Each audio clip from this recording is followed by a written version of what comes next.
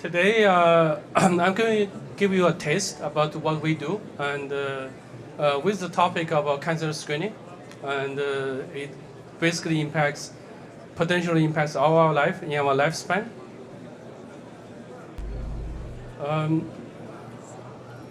This is a movie like I saw 10 years ago, if you remember that.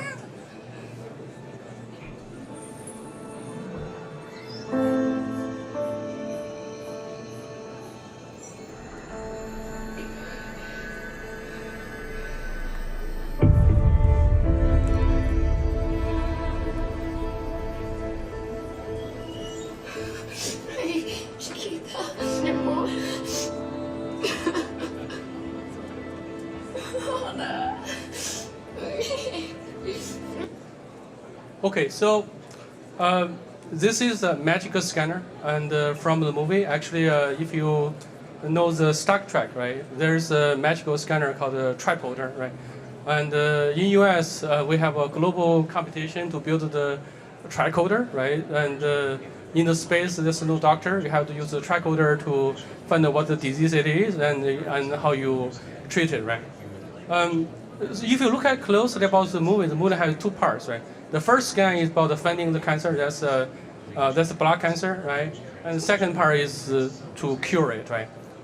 We are close to have the first part. We are far away from the second part.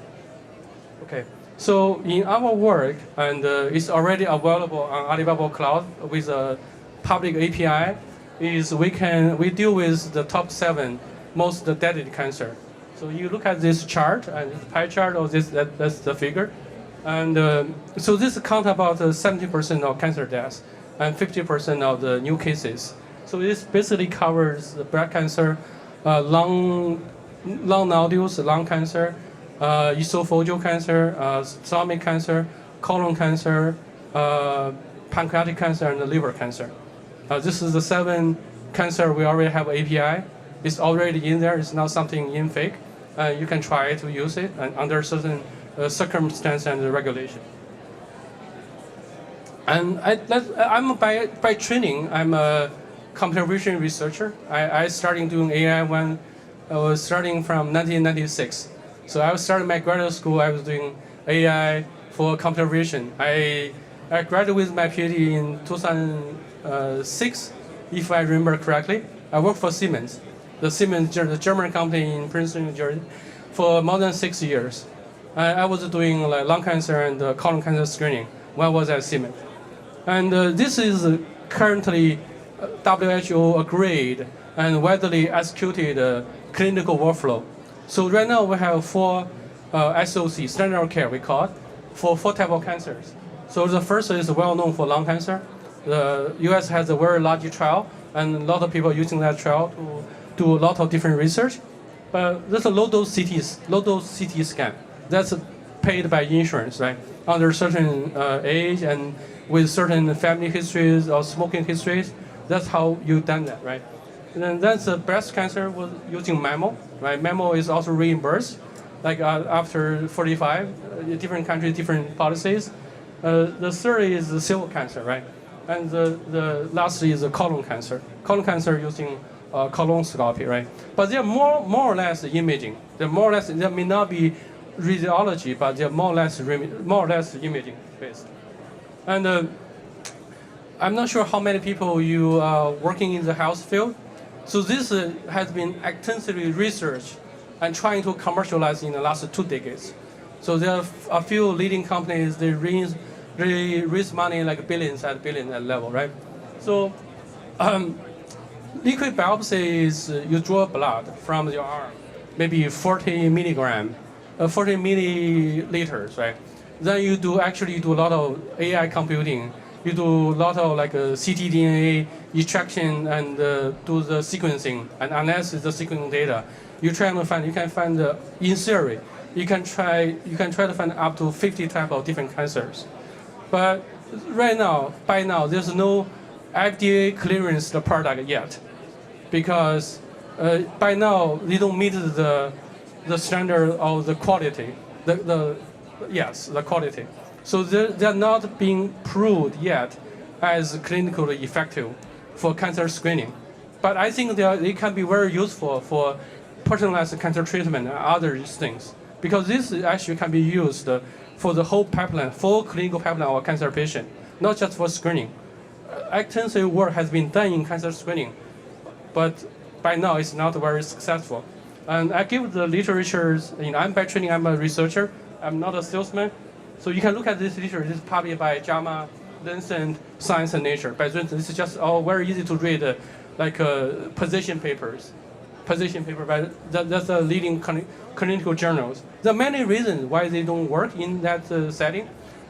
In my understanding, I could be not understand very correctly, but in my best understanding is the low signal to noise ratio. So our blood has too many noise, and we do not figure out what's really going on in those markers, how they correlated with which part of the body has something wrong with it. There's a low signal noise ratio. And also, it's not a very trainable model, because this sequencing data are very high dimension, maybe millions of dimensions. We never have enough patient data to train in order to know what's real, what's not real. Everything we do here is statistical model, right? Statistical model need to be statistically sufficient in order to have meaningful result. The third reason is those biomarkers, they change over time. They change with what we eat. They change with the environment. The cancer, ctDNA, and other things, these markers, they change over time. We don't have a fixed thing, it's like a moving target. So all these issues contributing to we're not there yet. But we can screen cancer. It's just affordability. We can, based on what we have right now, we can do that, right? This is the current way of doing that. In US, there are two companies in California. They mostly dealing with California has a lot of rich people, right? Rich tech people. And also a lot of rich people from Middle East. They actually flew to California. They do this every year or every 2 years. What they do is they actually do a contrast enhanced MRI. MRI has no radiation dose. They do a full body contrast MRI. That's a 1 hour scanning time. And they do a lot of blood work. Then after a month you do this, you get a report from the physicians. Physician actually will read the enhanced MRI combined with those numbers. All this means that this commercialized biomarkers, they actually can treat cancer. They actually can find the cancer. But just, they may do 2,000 people a year, 4,000 people a year. It's about, last time I heard it's about 5,000 or 2,000 one time. And also the throughput is low, because even the scanning time is about 1 hour, right? So we are as good as our number. We do not have a perfect solution, but we do have a solution. And this is a paper published last year. This is actually not our paper. This is the editorial paper accompanying our paper. So I feel someone else's words is better than our own words, right? And basically, still, for most of cancers, there's no screening protocol, right? And in this work, we propose we can have a very affordable protocol for pancreatic cancer. So pancreatic cancer is the most deadly cancer, and 5-year survival rate is about 9%. And I know the figure is too small. If you read the figures on the left, right, on my left, and this actually shows how the human reader performance, how the AI performance, and how human use AI as a pre-reader, then you read it. This from our own paper. It's published online. It's a public access, so you can always go nature.com somewhere to look at it, right?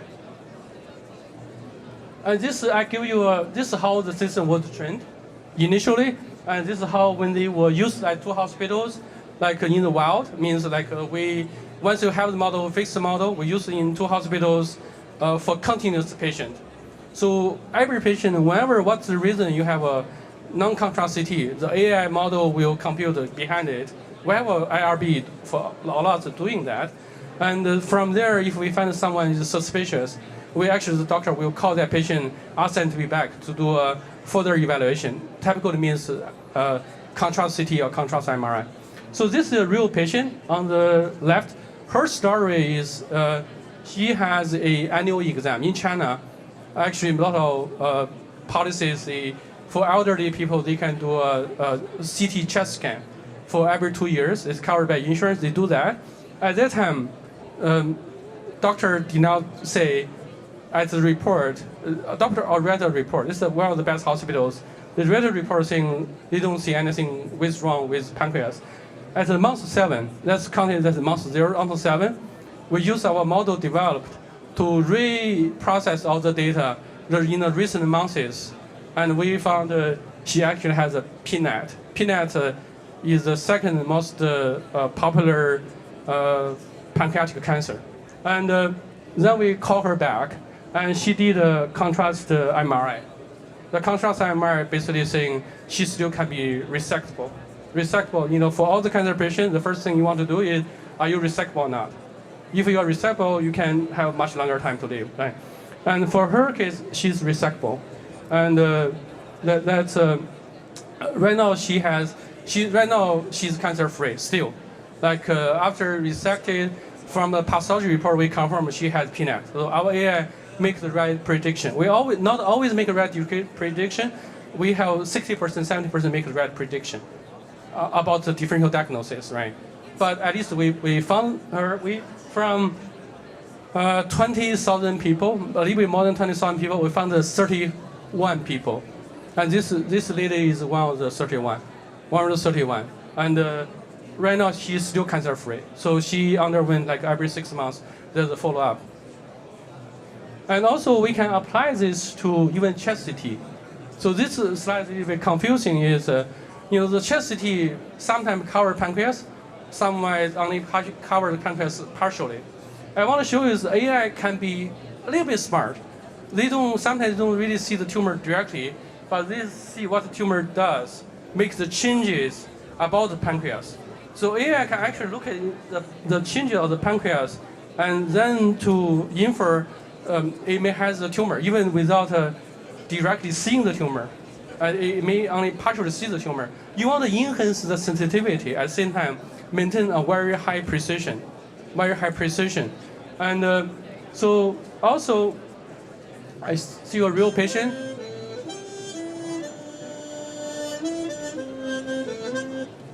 So her story is a little bit different. So her grandson has an issue. So she took her grandson to a hospital. Then she was coughing a lot. Doctor said, right now you have a chest CT to figure out you have no lung problem.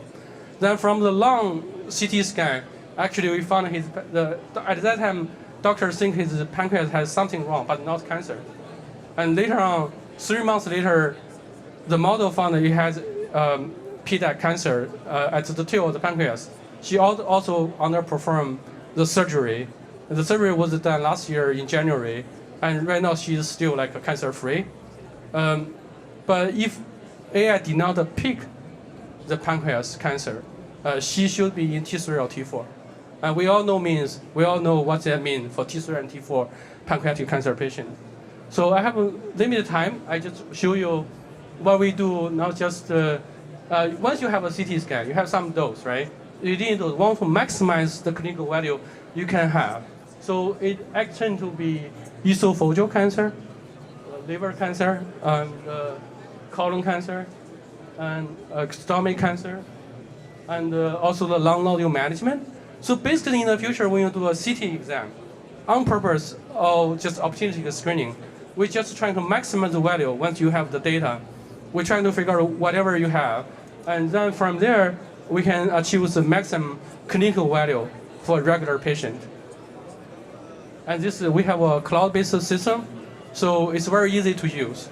Once you figure out you remove the PII, you have internet, you can use it. Yeah. That's all. Yeah, thank you.